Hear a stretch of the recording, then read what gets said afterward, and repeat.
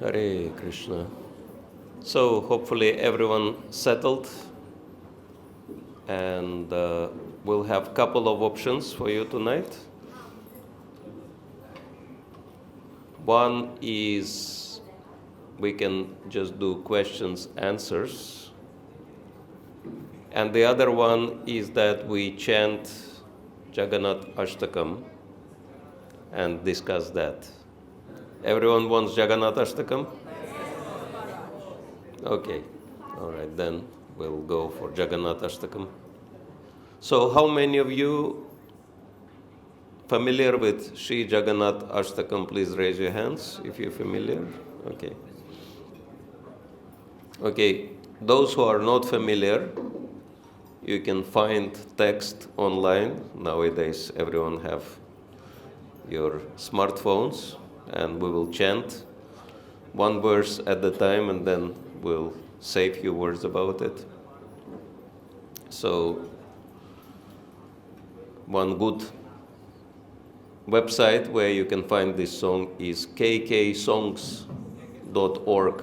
So you can easily find Jagannatha Ashtakam, or it starts with the words kadāchit-kālindī tata. Okay.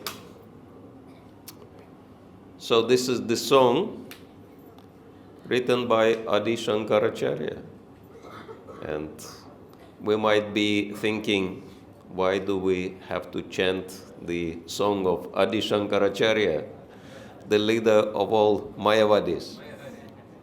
But we should remember that Adi Shankaracharya is incarnation of Shankar Mahadev himself, and actually he is a great devotee, but he came with a mission, right, to re-establish Vedic literature.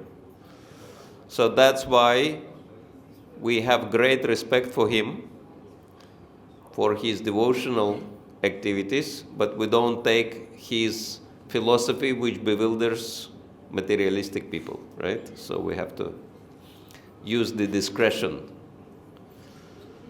But Adi Shankaracharya is the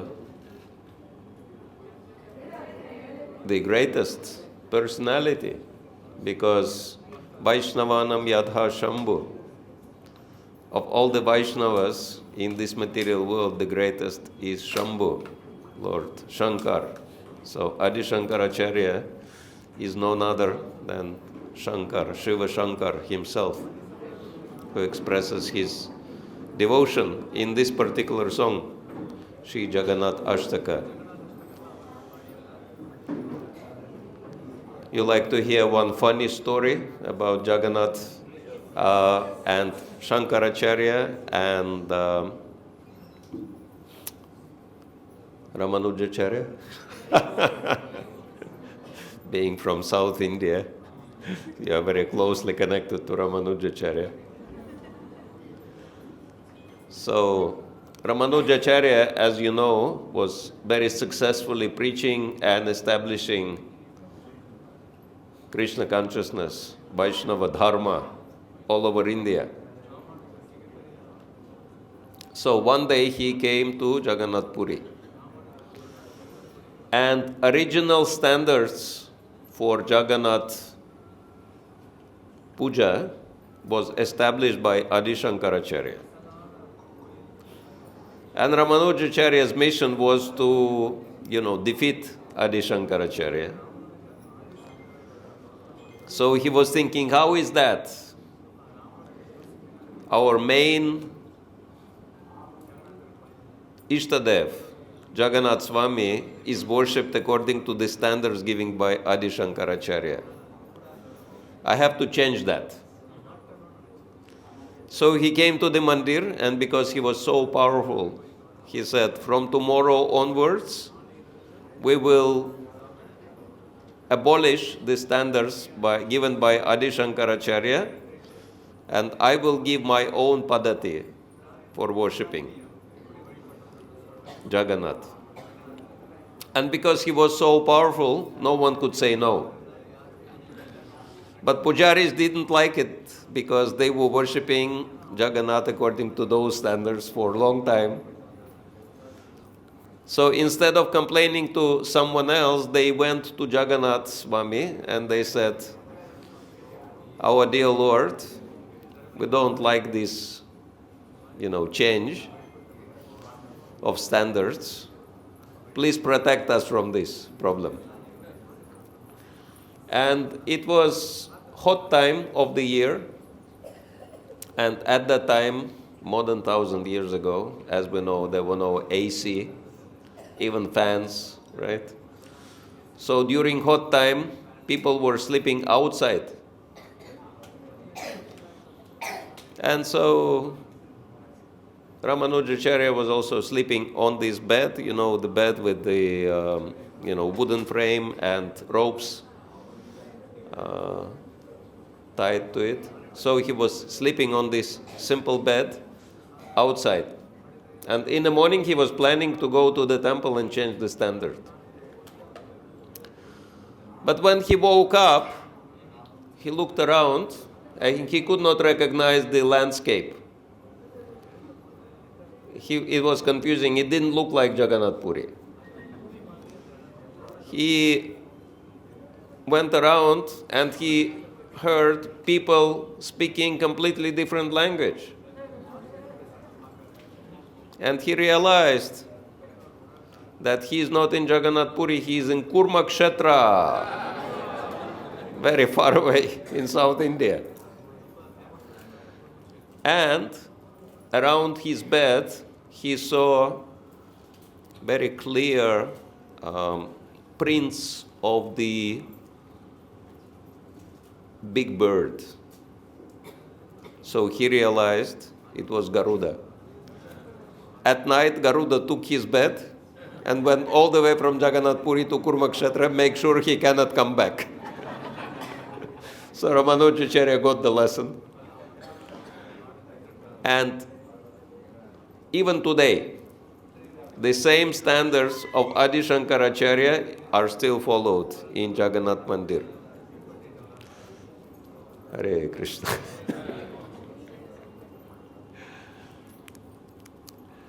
So, and some time ago, a few years ago, those who were coming to Jagannath Puri before, you probably know that during Ratha Yatra, so many people were allowed to come up to the chariot, right? They would bow down to Jagannath, and sometimes they would even embrace Jagannath, right? And pujaris or pandas were encouraging this because people would give them a lot of donations during the Ratha Yatra. But then Shankaracharya of Jagannath Puri, as you might know, that the four main mats of Adi Shankaracharya were established in four corners of Bharatvarsha, right? South, north, east, west. So eastern branch, eastern headquarters are here in Jagannath Puri. So very close by here. Govardhan Mat, it's called. So, and the leader of that, he is representing Adi Shankaracharya. He is also called Shankaracharya. And he's supposed to look after the standards of worshipping Jagannath. So he's like the main Brahmin for this area here, representative of Adi Shankaracharya. And we may criticize Mayavadis for so many things, but they are very strict about following Shastra. And Shastra is not allowing these kind of things. I mean, I went to the chariot one time, and I was actually forced to embrace Jagannath. It's not that, you have the choice. I was actually pushed on Jagannath. I said, what are you doing? And they said, you have to embrace Jagannath. No way out. So they actually forced people to embrace Jagannath like that. Anyway, I took it as Lord's arrangement. But can you imagine this? You know, in our temple we go to on the altar. Even we are not pujaris or anything, and we just go and embrace the deity. Impossible to imagine, right? So it's completely against, standard. And so the Shankaracharya, he gathered all the main people here in Puri, and he said, why are you allowing this nonsense? People at night, right? That because mostly this darshan is happening around here, Bala-bhadra, people go up the chariot. And he said, people are in not clean clothes, right? Some people might be drinking, some people might be smoking, some people might be eating non-veg. Completely no standard. And then they go and embrace Jagannath. What is this nonsense? And you're all doing it for money. So from now onwards, I forbid anyone to go up to the chariot. Everyone takes darshan from the ground. No one goes up the chariot. And to show the example, I will not come up the chariot myself from now onwards. I will be taking darshan from the ground. And king will not go to the chariot. Those of you who've been to Ratha Yatras before, you've seen that. First, all the brahmanas, headed by Shankaracharya, they go up the chariot, then king goes, then the Ratha Yatra starts. But he issued a strict decree. No one goes up the chariot anymore. Everyone has to follow standards. So, he did very good thing. He improved the standard of Jagannath worship. So even Mayavadis can do something good. So,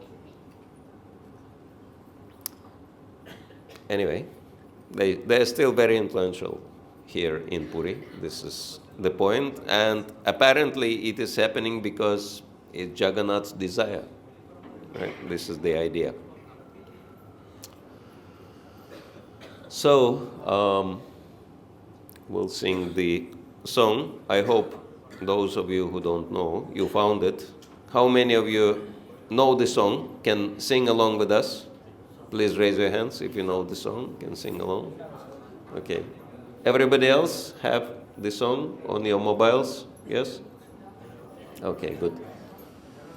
So,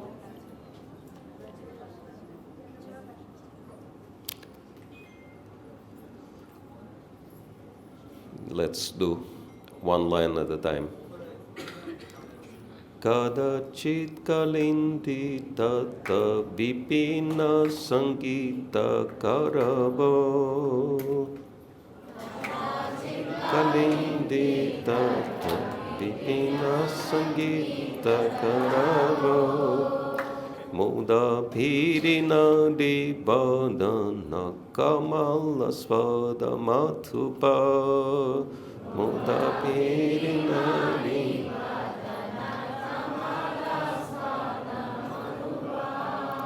Rama Shambhu Brahma Marapati Ganesh Charchita Pada.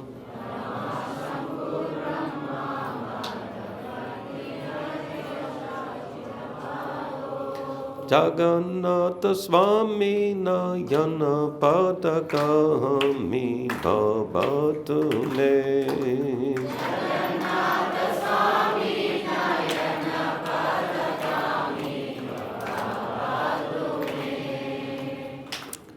Sometimes, in great happiness, Lord Jagannath makes a loud concert with his flute in the groves on the banks of the Yamuna. He is like a bumblebee tasting the beautiful lotus-like faces of the covered damsels of Braja, and great personalities such as Lakshmi, Shiva, Brahma, Indra, and Ganesh worship his lotus feet. May that Lord may that Jagannath Swami be the object of my vision. So this line comes again and again in Jagannath Swami Ashtaka, in Jagannatha Ashtaka. Jagannatha Swami Nayana Padagami Bhavatu Me. So we sing that line sometimes in Kirtan in a very jolly mood, right? But do you know, anyone knows when this particular mantra is chanted constantly during which period, according to the standard? Anyone knows? Huh? Purushottam, no. No. If you don't know, you will not guess. Nava Kalevaram. So, as some of you know, Jagannath is getting new body every 12 or 19 years according to different calculations. These periods are changing. And Jagannath cannot have the body made out of any tree. First of all, it has to be neem tree. Second of all, this tree has to have on the bark all four divine signs, Shankha, Chakra, Gada, Padma. Right? I mean, if you never seen that, you will never be able to believe it. But if you see that, it is shocking. That actually on the bark you can clearly see all the four signs, divine signs. I've seen that with my own eyes. We have a very special place nearby here, which is Danda Banga Nadi, the place where Nityananda Prabhu broke the danda of Sri Caitanya Mahaprabhu. Sri Caitanya Mahaprabhu had ekadanda because he took sannyas in Mayavad Sampradaya, right? But then Nityananda Prabhu made it into three danda, broke this danda, and threw it into the Bhagirnadi river. Then since that time, this river is called Danga Bhanga Nadi. And so, after that, Lord Chaitanya became very upset with Lord Nityananda and everybody else. He said, I don't want to go with you. You either go in front or behind. I don't care, but I go separately. So they said, okay, you go in front, we go behind. Anyway, after that, he came. First time to the temple, he lost consciousness due to ecstasy, seeing Jagannath. And then Acharya brought him to his house. Now ISKCON has a nice land at that place, that holy place. Srila Shivaram Maharaj purchased that plot of land. And he and the devotees were thinking which deity we should install in that place. Because this place is connected to many special events, right? First of all, Sitaram Lakshman Hanuman. Sitaram Lakshman, right? They stayed in that place during their travels. Second of all, it is connected to Lord Shiva. Third of all, Kapateshwar Mahadev. Third, of course, Chaitanya Mahaprabhu and Nityananda Prabhu. They had this pastime, Danda Banga Nadi, Danda Banga pastime, right? So Maharaj and the devotees were thinking which deities we should install. Should that be Sitaram, Lakshman, Hanuman, Gornitai?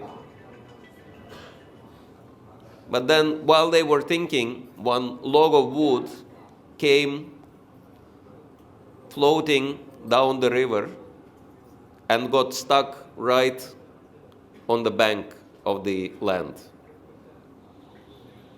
So the devotees were thinking, is it coincidence or maybe something more? So they went, they checked, and they were shocked. to see 4 divine signs on this piece of wood, on the bark. I was lucky enough. I came to that place very shortly after this log of wood arrived by the Lord's arrangement. And they took it and they placed it into the future temple. And when we came, they gave us the darshan. They showed us the divine signs. Not carved, natural signs on the bark. Shankha, Chakra, Gada, Padma, or all 4.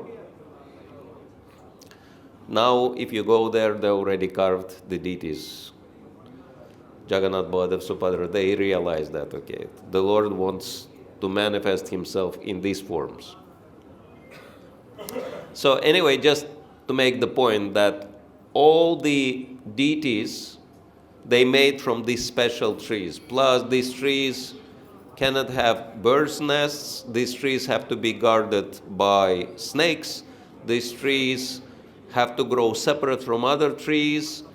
There should be crematorium next to the tree. So many, conditions, almost impossible to fulfill. And they have very limited time, these Daitapatis, special servitors of Lord Jagannath, to find these particular trees. And you know what will happen if they will not be able to find those trees? Anyone knows? Anyone wants to know what will happen? They have to go and jump into the ocean and commit suicide, all of them. And all Daitapatis older than 18 and younger than 60 have to go out on this yatra to search for the trees, because they go all over Orissa looking for these trees, right? And time is very limited. And if they don't find it, that's it. All their male population is finished. They have to jump into the ocean and commit suicide. That's the rule. So now you imagine, they chant this mantra, Jagannatha Swami Nayana Padagami Bhavatu Me, right? And for them it's not Haribol, Haribol. For them it's the question of life and death, right? Please manifest in front of us, otherwise we are finished. So this is how one should be surrendered to the Lord, right? If I cannot do the service, better I die. So they have to live in this mood all their whole life. Very special people. One time, they were looking and looking, they couldn't find the third tree. They found 2 trees, third tree they couldn't find. And it was already less than an hour before the end of the time. And they accepted, okay, that's it. Then that means Lord wants us to go to the ocean and jump and finish ourselves. So they went. And then one young boy, coward boy, comes on their way, and he is saying, who are you, where are you going, what happened, you don't look very happy. So they explained him the whole thing. And the boy says, this particular tree you were looking for is not that tree over there. And they looked and they saw the tree. And they looked back and they couldn't see the boy anymore. So they realized it was Jagannath Swami himself. And the tree was exactly the tree they were looking for, minutes before the time was over. So the Lord sometimes brings devotees to such, an edge, right? To help the devotee to surrender. Maybe some of you in a little way had the same experience, Lord bringing you to the edge before giving His mercy. Anyone had this experience? Yes, please raise your hand if you had this experience. Yeah. I mean, Lord behaving in the same way with everybody. Big, small devotees, everyone, right? because he's still same Krishna, same very naughty character. Jagannath. Anyway, Jagannath is big person, right? He is the king. But his behavior is like Vrindavan Krishna, very naughty. Anyway,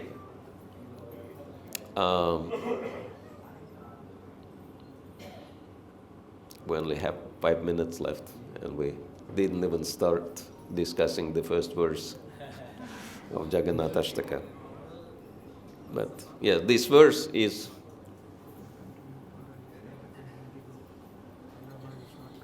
okay.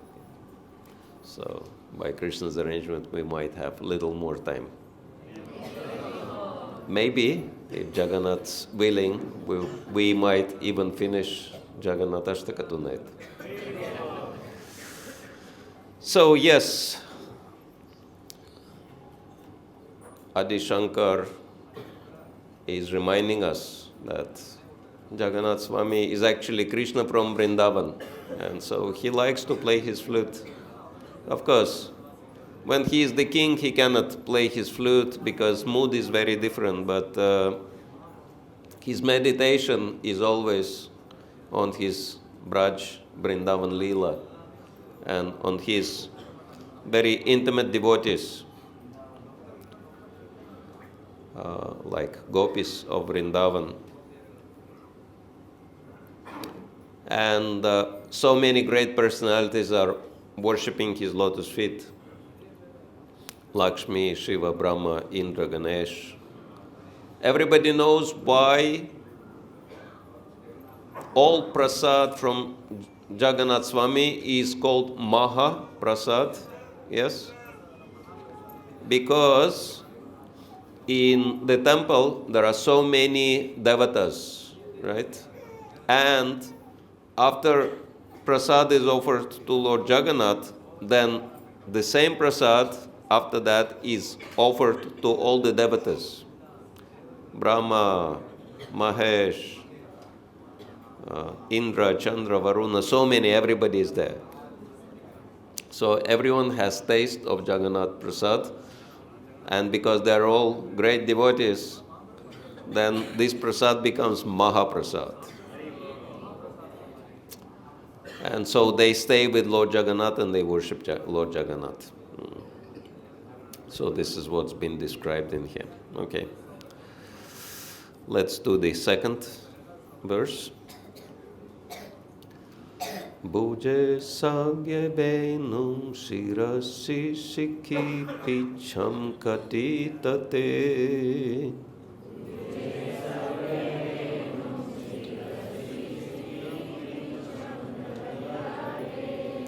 Dukulam netrante saha charakataksam bithate.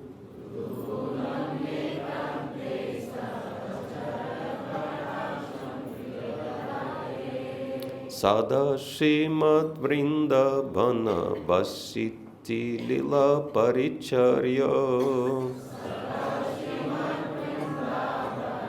Vasachi Lila Jagannatha Swami Nayana Padagami Bhavatu Me.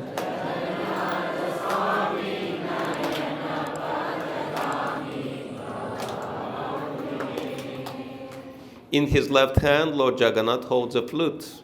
On his head, he wears peacock feathers, and on his hips, he wears fine yellow silken cloth. From the corners of his eyes, he bestows sidelong glances upon his loving devotees, and he always reveals himself through his pastimes in his divine abode of Vrindavana. May that Jagannath Swami be the object of my vision. So this is very confidential knowledge, understanding that Jagannath is not just Dwarakadish, great leader of so many devotees, but he is actually a coward boy from Vrindavan. There are many descriptions given by our Acharyas, how, especially Brihad Bhagavatamrita, how Dwarakadish often cries in his dreams and remembers his intimate devotees, and sometimes he is calling out the names of the gopis or cowherd boys. And he wakes up and he's very much morose. He's thinking about how his devotees are so miserable in his absence, because it's been 100 years of tears, as we know. Garga Samhita describes, right? How due to Sridhama's curse, Srimati Radharani and Krishna had to separate for 100 years. And Krishna never came back to Vrindavan. And of course, we might be asking, how come that Krishna is so susceptible to somebody's curse? And apparently it was so easy for him to come to Vrindavan, because initially he was just staying in Mathura, right? Then he moved to Dwaraka a little further. But Mathura is a walking distance from Vrindavan. And so if Krishna wanted to, he could easily pay a visit to Vrindavan. In Brihad Bhagavatamrita, there is a very interesting exchange. When Narad Muni comes to Dwaraka, and he comes because he heard the glories of Uddhava Mahashai, that he is such a wonderful devotee, he received full mercy of the Lord. And so he comes to associate with Uddhava, but then he is seeing that there is a great commotion in Dwaraka, because Krishna all night long was crying tears of separation from his devotees in Vrindavan. He woke up, and then actually so many people gathered and they started discussing this situation, which is unbearable both for Krishna and for Brajabasis, right? What to do? And finally, they started chastising Krishna. Sometimes it's happening even in Dwaraka. Mildly, but very persistently, Uddhava is saying that, Krishna, I went to Vrindavan,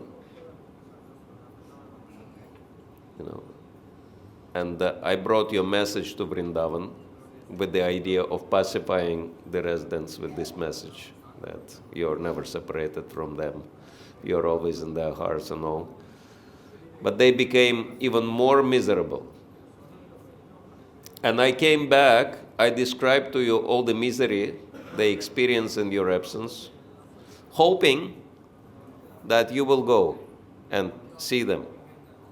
But what have you done instead? You sent Balaram instead.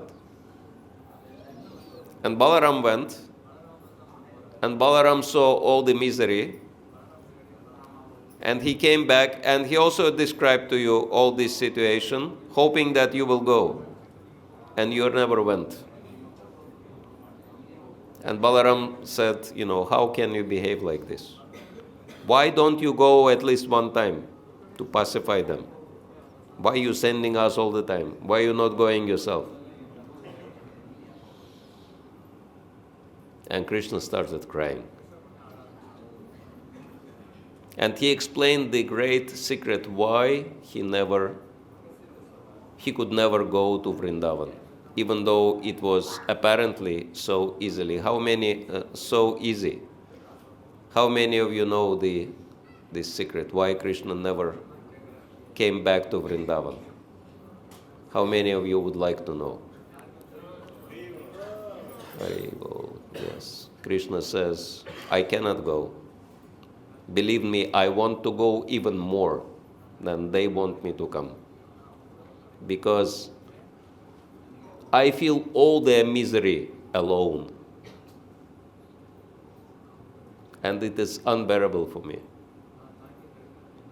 But I promised I will come back. And they sustain their life by this promise, hoping that I will come back. So they live just for the sake of me coming back. But if I go there for a visit, instead of thinking of me coming back, they will start thinking of me leaving them again. And their misery will increase manifold. They will become even more miserable. Therefore, no matter how much I want to go, I cannot go. Because if I go, that will kill them. So, this is the great secret of why Krishna never went back to Vrindavan.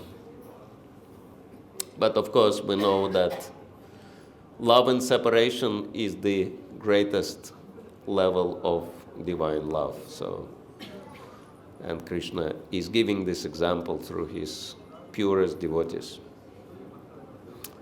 But while being separated from Vrindavan, Krishna is always thinking of Braj and always thinking of his confidential devotees.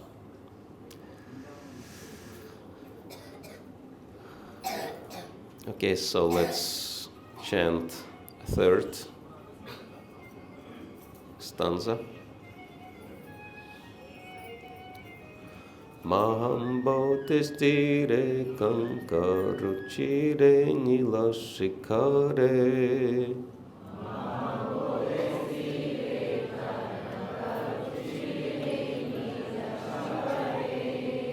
Vasan prasadanta sahaja Bala-bhadra balina.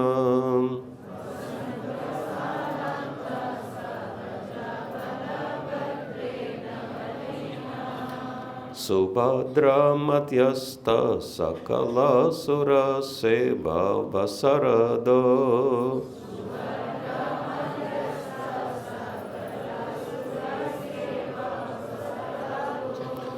Jagannatha Swami nayana padagami bhavat me. Jagannatha Swami nayana padagami bhavat me.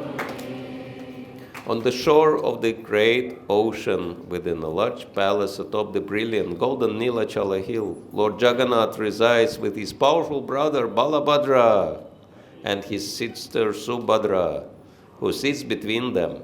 May that Jagannath Swami, who bestows the opportunity for devotional service upon all godly souls, be the object of my vision.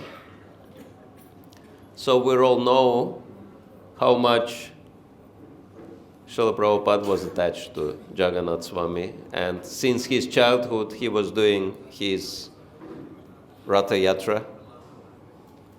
And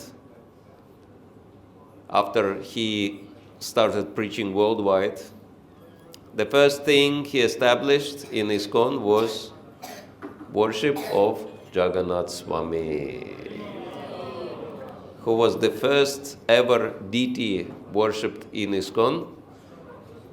Jagannath Swami ki jai. Very interesting how it happened, right? Some of you might know this story, those who read Prabhupada Lilamrita, how Malati Devi stole Jagannath from Indian shop. You know, hippies, they had this habit of stealing, shoplifting, it's called. So she brought this deity to Srila Prabhupada because it was Indian shop. She was thinking, this must be something important, Prabhupada will know. So she casually asked him, Prabhupada, do you know who is this? And suddenly Prabhupada, bang, put himself fully prostrated on the floor and started chanting pranam mantra to Jagannath Swami. And she was confused. What happened? Swamiji just saw this little figure and, lay down on the floor. And then Srila Prabhupada stood up and with great respect he said, "Oh, Jagannath Swami arrived. Now we have to start worshipping him." In that same shop there has to be two more figures. One white, one yellow. His brother and sister, Balarama and Subhadra. Can you bring those? So she went back, she shoplifted these two figures. They had plenty of those Jagannath deities somehow in that shop.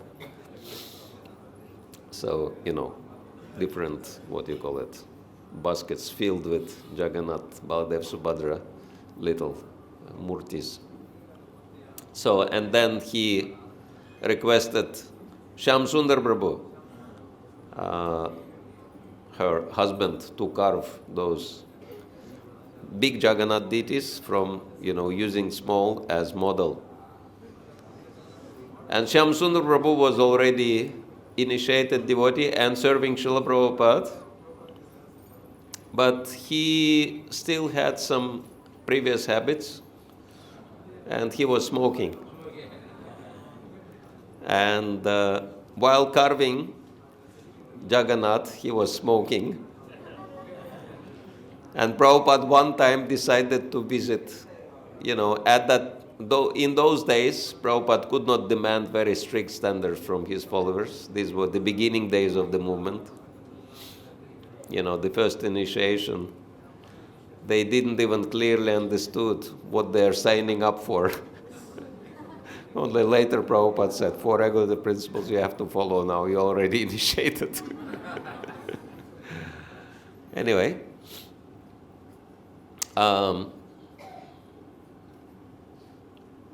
Luckily he was not smoking, but he had a pack of cigarettes sitting on the top of Jagannath's head. And Prabhupada came into the apartment with his cane, and Shyam Sundar Prabhu was sitting with his back to Srila Prabhupada. He didn't see Prabhupada entering the door, because he was too absorbed in carving.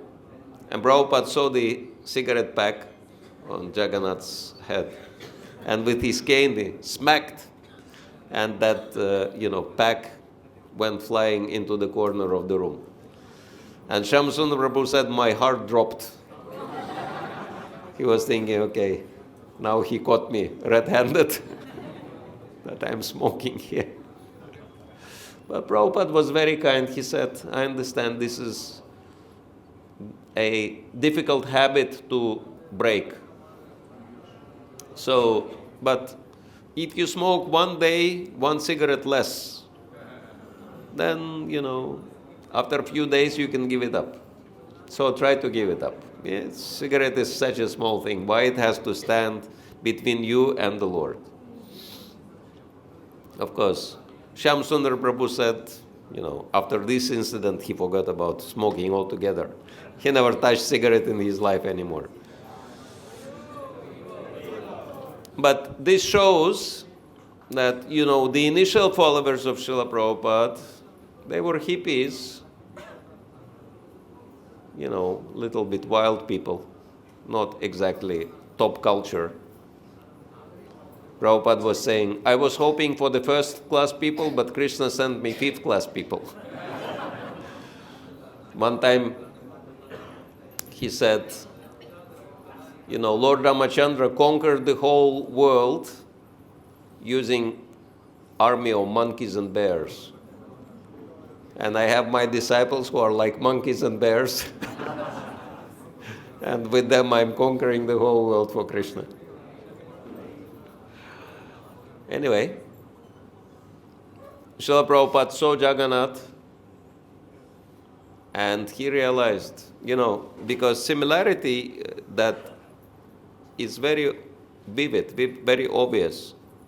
Jagannath Puri is on the shore of the ocean, San Francisco, also on the shore of the ocean. Jagannath was worshipped by Shabaras, wild people. So Srila Prabhupada realized Jagannath appeared because, his followers are a little wild, but they can worship Jagannath. So let them worship Jagannath. And Jagannath is very merciful, right? And they carved, Shyamasundar carved Jagannath. Still that deities are worshipped in Berkeley Temple, which is next to San Francisco. And my Guru Maharaj, Srila Indradyumna Swami, he joined in that place because he comes from the place near San Francisco, Palo Alto. So he saw how the devotees were worshipping Jagannath in those early days. It was very strange worship. They had no idea, standards.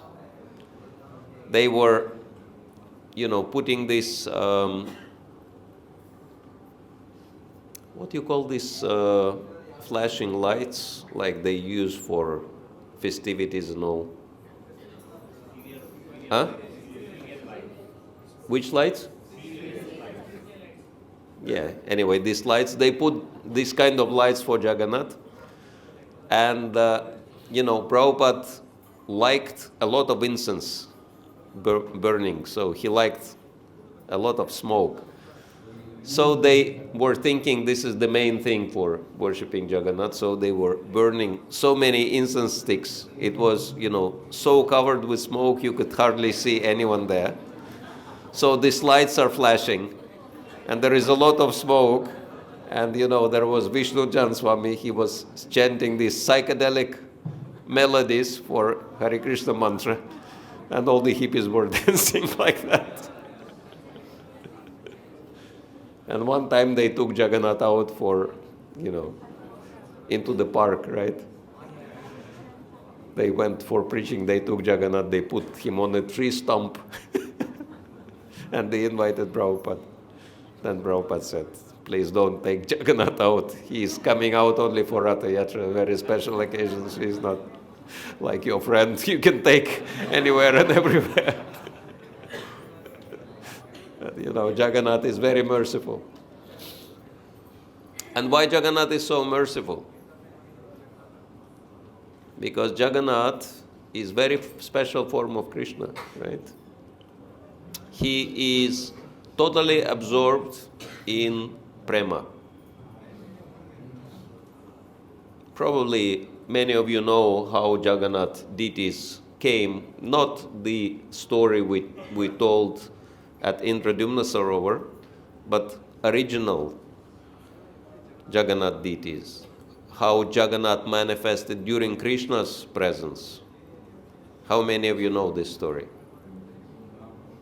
How many of you would like to hear briefly this story? So it was Kurukshetra. And Krishna invited residents of Vrindavan to come to meet him at Kurukshetra. And, all Dwarkabasis, all the Yadus, they heard a lot about Vrindavan and very special relationship of Krishna with his devotees. And so, they always wanted to know more about Braj and the pastimes. And when they saw Brajabasis, and then they saw how Brajabasis were attached to Krishna, how much love they had for Krishna, they wanted to know more about the pastimes of Krishna in Braj. And they requested Rohini, because she is Brajabasi, right? She is both Brajabasi and Dwarakabasi. So they requested Rohini to tell more about these pastimes of Krishna in Vrindavan. And they were staying in these tents, special big royal tents like big marquees or something. But they knew that if Krishna comes or Balaram comes, it's going to disturb the situation because, it's hard to discuss some confidential things about the person in the person's presence, right? So they put out Subhadra, Krishna's sister, to guard the door of the tent. Make sure Krishna and Balaram, if they come, she tells that, please keep quiet, let them pass, and then continue. But Subhadra standing out became so ecstatic. Hare Krishna, Jai Maharaj. She became so ecstatic that she had a big smile on her face and her eyes became very big. Balabhadra Maharaj, and she actually fainted. And, her hands and legs, they went inside of the body. So exactly the form of Subhadra Devi we see, this kind of form she took in Kurukshetra, and she fainted. And she was lying like this, hands and legs inside of the body, big eyes, big smile on the face. And there was no one to guard the tent anymore, right? And then Krishna comes alone. And he saw his sister in such a shape, he was very surprised. What happened to her? And then he heard, they talk about myself inside. Let me listen, right? Like, if we pass by some room and people are talking about us, we cannot control ourselves. We have to stand and listen, right? So this is what happened to Krishna. And he was listening to these pastimes, and he became so ecstatic. His eyes became very big, big smile on his face, and his legs went inside, and he fainted. And so exact form of Jagannath, we see, he took that form, that shape in Kurukshetra. So he fainted next to Subhadra. And then Baladev comes along. And then he saw Krishna and Subhadra in such a form. He was confused, what happened? And then he heard about the Braj pastimes discussed. He listened to these pastimes. Same thing happened to him. Big eyes, big smile, fainted. And so they were lying like this. Jagannath, Balaram, Subhadra. Jagannath on one side, Balaram on the other side, Subhadra in the middle. And Narad Muni comes along. And he's seeing these forms, and he becomes ecstatic upon seeing these forms. And then Krishna comes back to normal shape. And Narad Muni is asking, my dear Lord, whatever is happening, whatever pastimes you perform, they are all Nitya Lila, eternal pastimes. So can you tell us where else you have these forms? And then Krishna says, yes, I will have this form of ecstasy, loving ecstasy, and I'll be manifested in those forms in Sri Kshetra. And people will be worshipping my forms, my form and Subhadra's form and Balaram's form in this shape eternally. So this is how Jagannath, Baladeva and Subhadra manifested. And so, Subhadra is in the middle because she is lady, so she has to be protected, right? How many of you incidentally came for Ratha Yatra? Anyone been here for Ratha Yatra? Very few. Very interesting how the whole Leela unfolds, right? First, when the gates are open, Sudarshan Chakra flies out. Few pandas are running out with Sudarshan. and they run around all the three chariots, right? And after that, they install Sudarshan.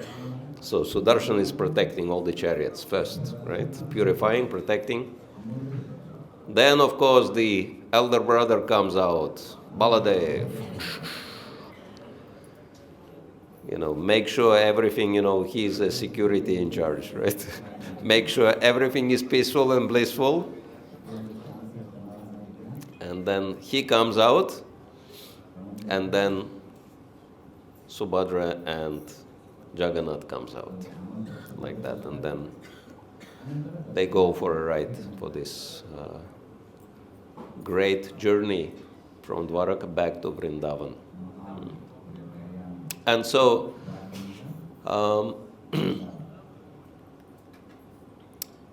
these are very, very special forms of loving ecstasy. And that's why Srila Radhanath Maharaj says that Lord Jagannath is the ultimate drunkard, right?